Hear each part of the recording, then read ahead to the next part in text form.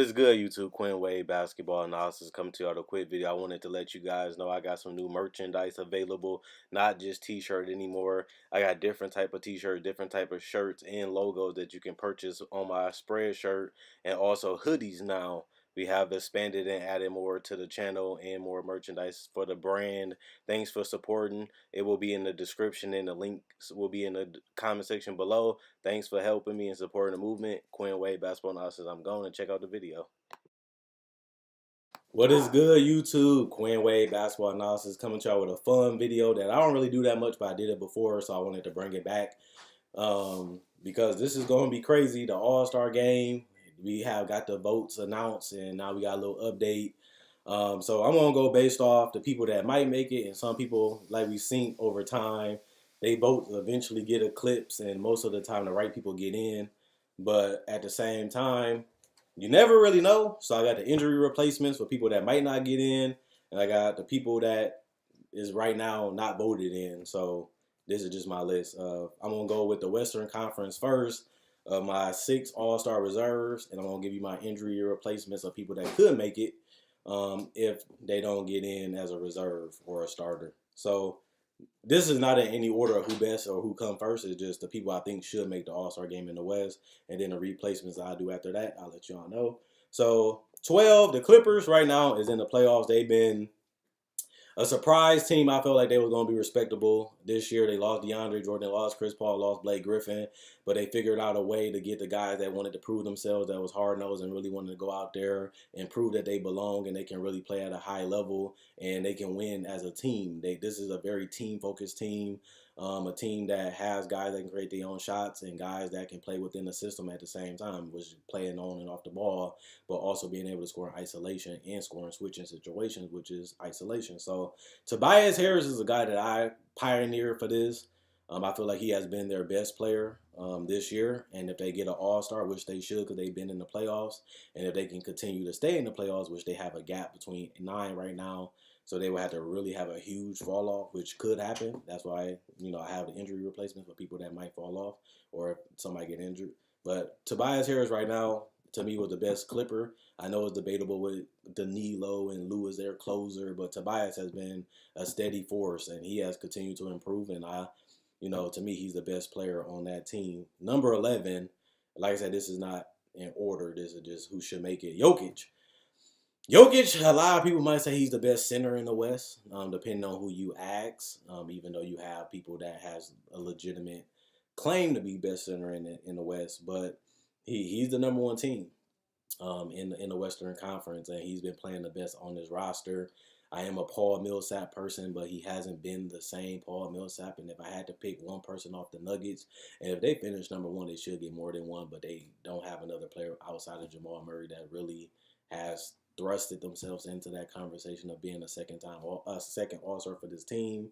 But rather Gary Harris or Jamal Murray, if they step up a little bit more like they've been doing, maybe they can get one of those spots. But right now in the West, we all know how the guard situation goes. It's either you playing at that All-Star level or you're going to get injury replaced or you're not going to make it at all. We done seen people like Damian Lillard, who been put up over 25, not even make it multiple times. We done seen Mike Conley not make it several times. So it's either you're going to play at that All-Star level or you're not going to make it. So Klay Thompson, this is a surprising one because a lot of people wouldn't expect Klay to make it. We already know that Kevin Durant and Steph Curry most likely going to be starters. And if they are, they got voted in. That's a guaranteed spot. So at the end of the day, Klay Thompson is a guy that's debatable. You might debate about him with Jamal and people like Lou Williams and even people like Mike Conley and guards like that. But Klay Thompson has played good enough defense. He's still one of the better perimeter defenders. And on top of that, we don't know if he's going to continue to struggle. We still got a month to go. He's not going to be an all-star starter. We know that for sure.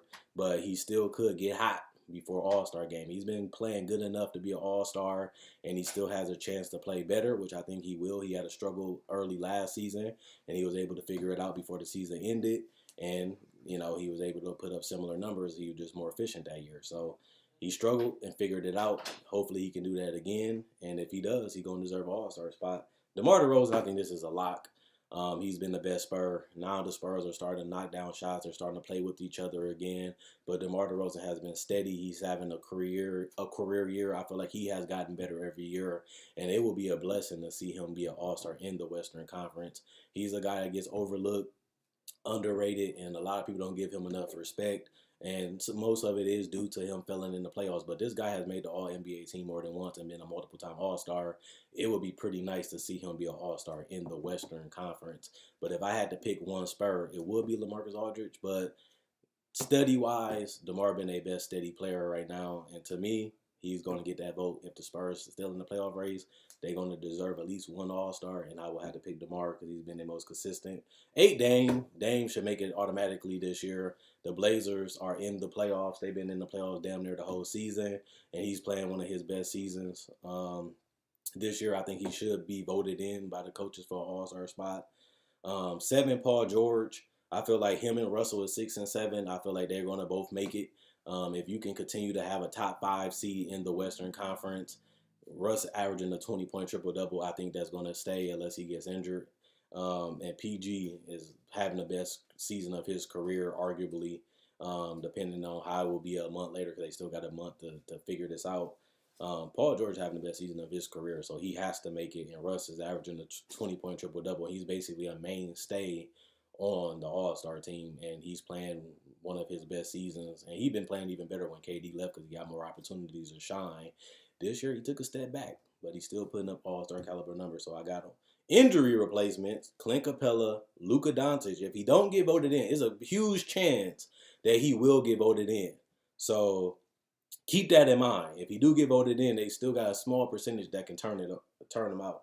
But Luka has been playing amazing, and he has been playing higher than my expectations. I had him as the best rookie in that draft class, but I didn't expect him to be as good as he is right now, and I will admit that.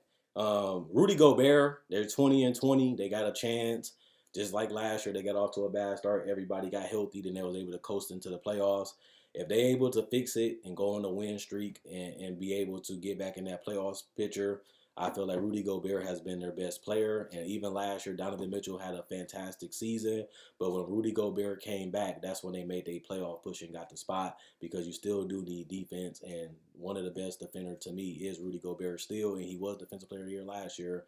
But if he can stay healthy and continue to give you a double-double and be the best, one of the best anchors, if not the best anchor in the game, he's going to get an All-Star vote for me to be an injury replacement if their record is not in the top 8. And then Devin Booker, this is based off talent alone. He missed a lot of games, but he has been lighting it up. He's been a better playmaker. He has been a lot more confident. But numbers-wise, he can be an all-star injury replacement. Winning-wise and changing the culture, he hasn't been able to win at all really in Phoenix.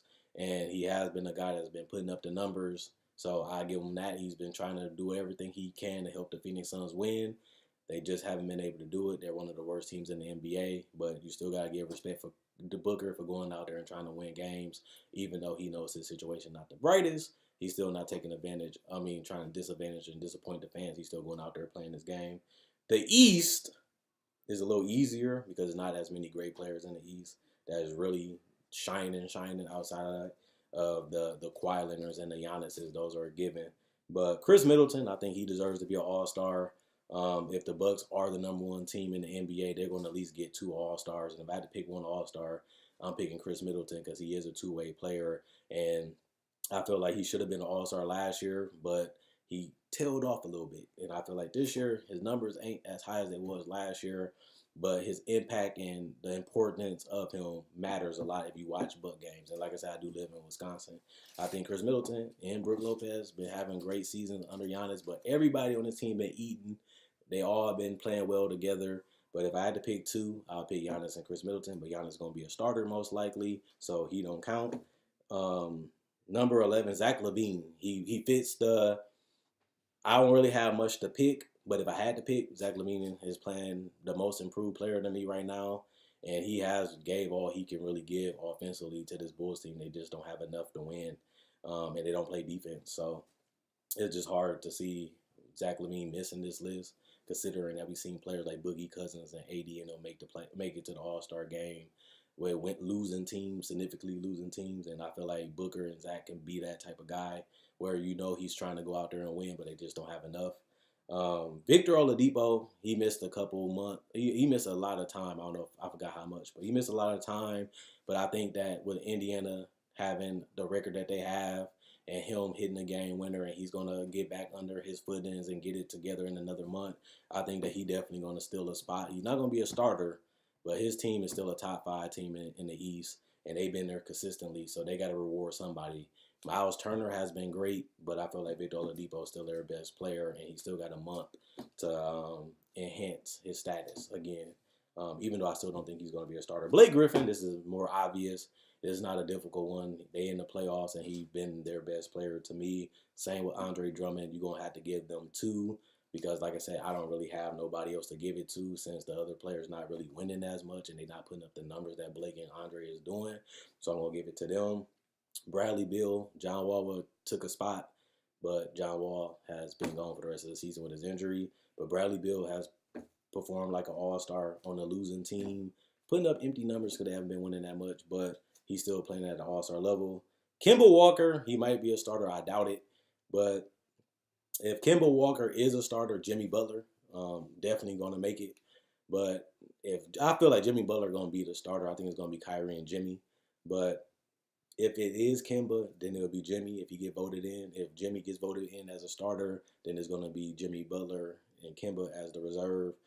And for injury replacements, Vucevic, they made it to the playoffs in the beginning of the season, but they figured out a way to fall back out. But he's still putting up all-star caliber numbers. He's been doing this for a couple years, and I think he's going to miss out. The only way he gets in is if he gets an injury replacement. That's why I have him here. Pascal Siakam. It's crazy because the Raptors have been one of the most consistent teams in the NBA, and they just beat the Bucks because I just watched that game.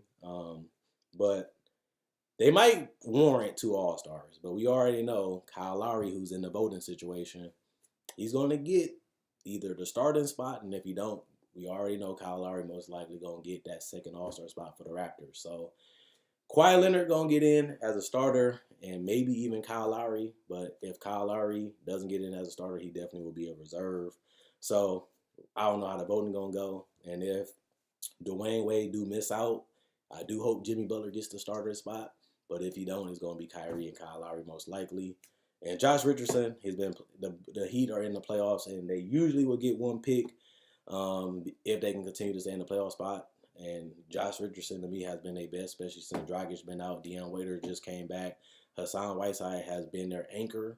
But I still feel like Josh Richardson has been their best player on that roster through all the bull and all the injuries. I think he's the best. But like I said, Jimmy Butler and Kyle Lowry and Kemba, they're all fighting for that guard spot. So I really don't know who's going to win it because I don't know how the vote going to go. But like I said, Kemba does deserve to make it, and so does Kyle, and so does Butler. But until we see how the voting actually goes, we know Kyrie's going to make it. We know Kawhi and Giannis going to make it. We know Joel Embiid most likely going to make it at that center spot. So Jimmy Butler, is he going to count as a forward? He's going to count as a guard. If not, then Kemba will drop, and Kyle Lowry will stay in. But if they both get in and Jimmy Butler drop, we don't know how the voting going to go. That's all I got to say about that. So let me know who you guys think the All-Star reserves is, who you think going to make the All-Star team, who you think deserves to make it the All-Star team. Is I'm underrating somebody? Is I'm overrating somebody? Is I'm crazy? Whatever you feel, let me know in the comment section below. I read every single comment. I respond to the ones that I see that I need to. Right now, the East looks a lot better than they was a couple years ago. But I still feel like some of these players are good players. Really wouldn't call superstar players, but at the same time, somebody got to fill out that 12-man roster, and these are the best 12 I can see, depending on how the voting go. Right now, Dwayne Wade is even leading in votes, so that's what I'm saying. That guard spot might go to Lowry or Jimmy Butler, and then Kemba and them will come off the bench. So let me know y'all list. Hopefully y'all have a good day. Quinn Wade Basketball Analysis, I'm going. Check out my website, analysisplayground.com. Link in the description, comment section below. Check out my Facebook page, analysisplayground.com. Link in the description, comment section below. Like on Facebook to show support. Also, I enjoy making these videos. You guys enjoy watching. That's why I continue to go. I make a video every single day because I love doing this. And also, at the end of the day, check out my older videos. If you like this video, I do breakdowns, trades, everything NBA every single day. And come join the family. I'm gone.